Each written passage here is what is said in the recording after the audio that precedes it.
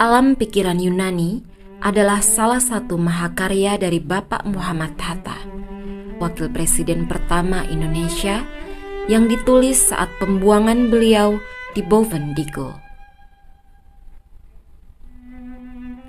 Kelebihan buku ini adalah buku ini ditulis dengan bahasa yang mudah dipahami dan langsung pada intinya dengan tidak bertele-tele, sehingga mudah diterima berbagai kalangan, termasuk bagi yang ingin mempelajari filsafat untuk pertama kali. Sedangkan kekurangan buku ini adalah buku ini tidak disertai kritik terhadap filsafat itu sendiri.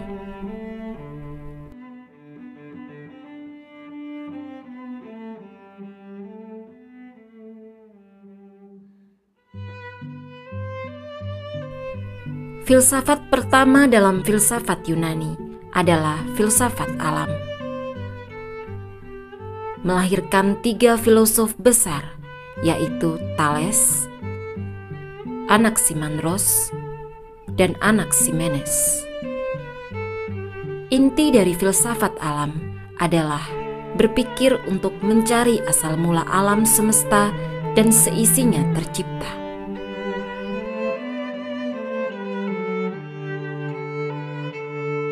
Inti dari filsafat Herakleitos adalah tidak boleh disebut ada, melainkan menjadi. Semua ada di dalam kejadian, dan setiap perubahan diatur oleh hukum dunia yang satu, yaitu logos, yang berarti pikiran yang benar. Dari sinilah lahir kata logika. Logos adalah dasar perbuatan manusia dan merupakan kewajiban akal manusia.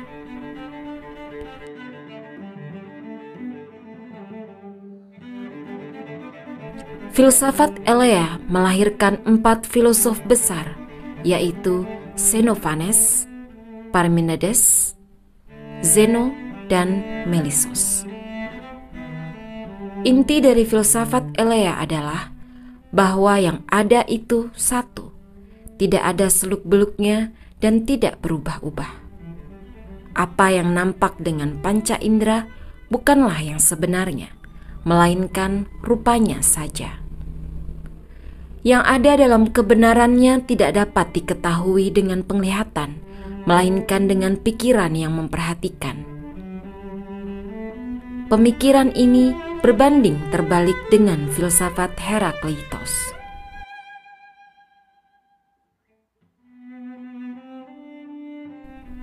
Filsafat Pitagoras berdasar pada paham keagamaan dan dipengaruhi oleh aliran mistik bernama Orfisisme.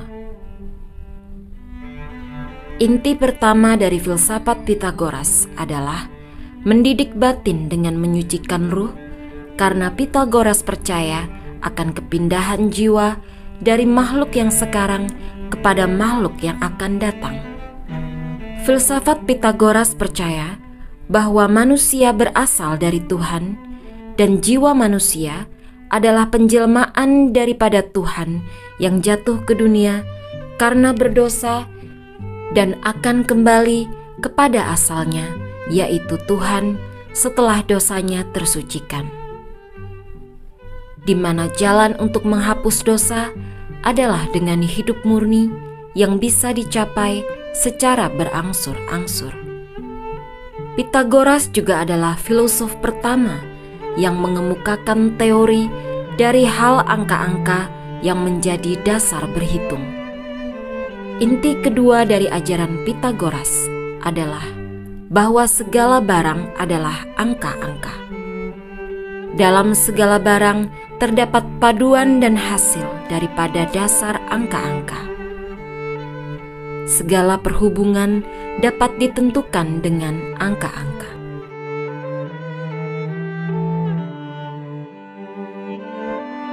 Filsafat alam baru melahirkan 4 filosof besar, yaitu Empedokles, Anaxagoras, Lekipos, dan Demokritos.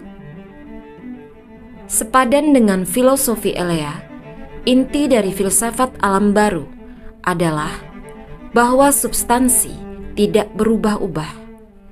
Tidak ada yang menjadi dan yang hilang. Yang ada adalah bertaut dan berpisah, atau bercampur dan bercerai. Yang berbeda dari filosofi Elea adalah yang asal itu tidak satu, melainkan banyak.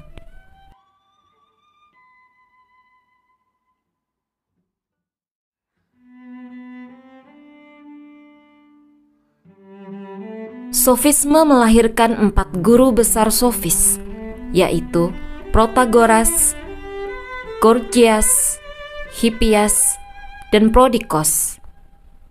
Inti dari sofisme adalah segalanya bersifat sementara atau relatif, subjektif, dan skeptis. Tidak ada kebenaran yang sebenar-benarnya. Ajarannya lebih condong kepada teori pengetahuan manusia dan etik. Para sofis juga yang mengenalkan seni beretorika dalam berpidato. Zaman sofistik disebut juga zaman kesadaran dan pembukaan pikiran, dan merupakan pendahuluan kepada filsafat klasik Yunani.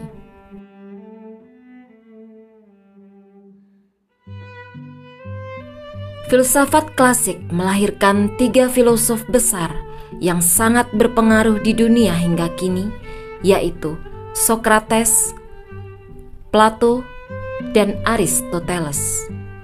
Berbanding terbalik dengan ajaran sofisme,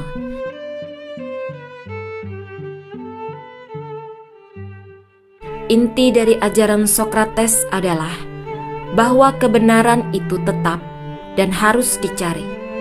Metode Sokrates untuk mencari kebenaran adalah dengan berdialog, tetapi tidak mengajarkan, melainkan menolong seseorang mengeluarkan apa yang tersimpan di dalam jiwanya. Metode ini disebut sebagai maetik atau menguraikan. Selanjutnya Sokrates mencari pengertian, yaitu bentuk yang tetap dari sesuatu. Tanya jawab yang lalu dibulatkan dengan pengertian inilah yang disebut Sokrates sebagai metode induksi dan definisi, di mana induksi menjadi dasar definisi. Ajaran Sokrates juga mengatakan bahwa budi adalah tahu. Maksudnya, budi baik timbul dengan pengetahuan. Maka sesuatu yang jahat hanya akan timbul dari orang yang tidak tahu. Bukan saja itu, Sokrates juga percaya bahwa Tuhan bisa dirasakan sebagai suara dari dalam yang apabila mau, setiap orang bisa mendengarkannya. Ia menyebutnya sebagai daemonion.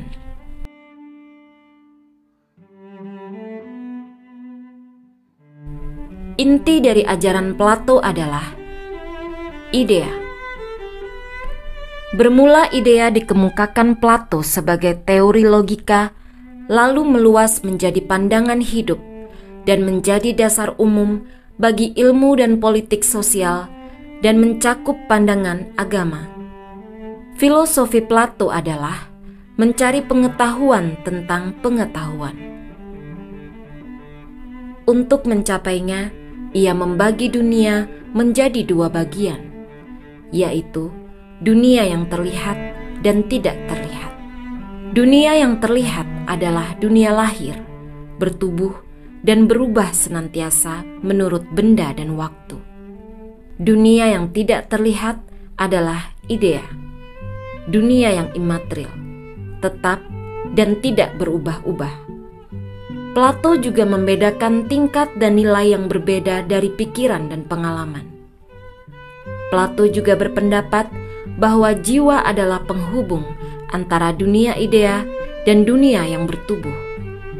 Bagaimana orang memperoleh pengetahuan tentang dunia? Segala pengetahuan adalah bentuk daripada ingatan. Mempunyai pengetahuan yang sebenarnya berarti merebut kembali milik yang asli.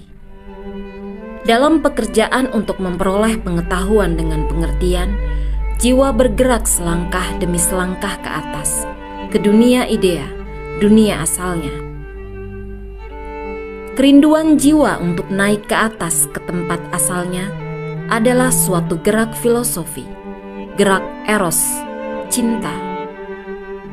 Cinta pada pengetahuan, filosofia, menimbulkan tujuan untuk mengetahui, bahwa jiwa ingat kembali apa yang dahulu diketahuinya, dan bahwa ia merebut kembali apa yang dahulu dimilikinya adalah tanda yang ia itu hidup selama-lamanya. Plato juga mengajarkan bagaimana membentuk negara yang ideal. Negara ideal menurut Plato harus berdasarkan pada idea kebaikan, idea keadilan, dan idea pendidikan. Dan untuk mencapai kesejahteraan, Plato membagi masyarakat ke dalam 3 golongan, yaitu golongan paling bawah adalah rakyat jelata, golongan tengah adalah rakyat penjaga atau pembantu dalam urusan negara, dan golongan atas adalah para filosof dan kelas pemerintah, di mana setiap golongan mempunyai tugas masing-masing untuk membangun sebuah negara.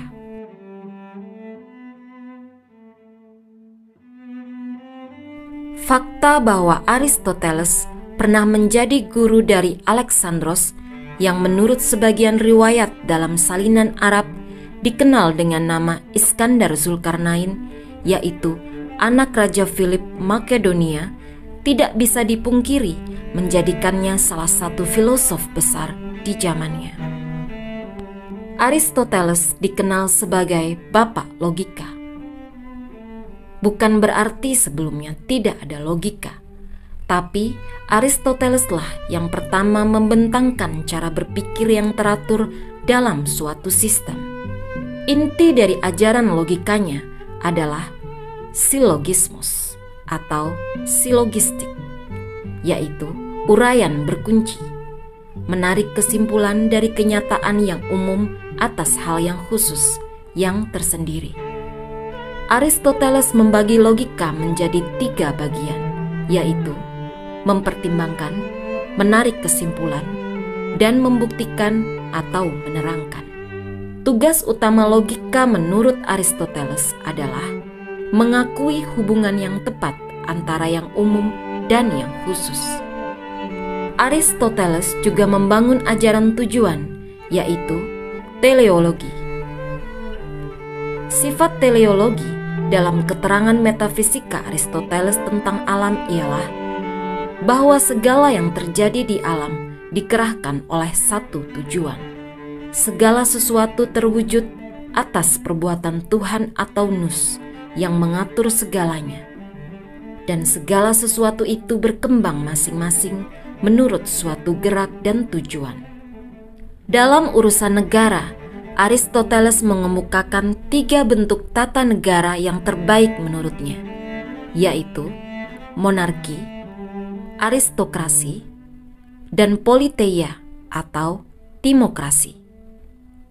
Sedangkan bentuk tata negara yang buruk menurut Aristoteles adalah monarki berubah menjadi tirani, aristokrasi menjadi oligarki, politeia menjadi demokrasi atau oklorasi.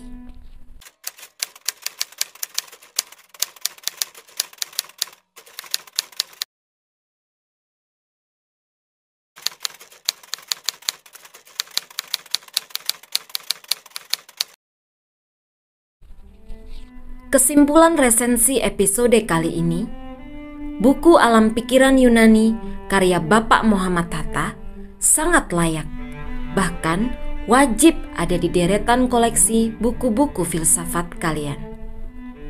Sekian resensi dari saya, semoga bermanfaat dan see you on the next episode.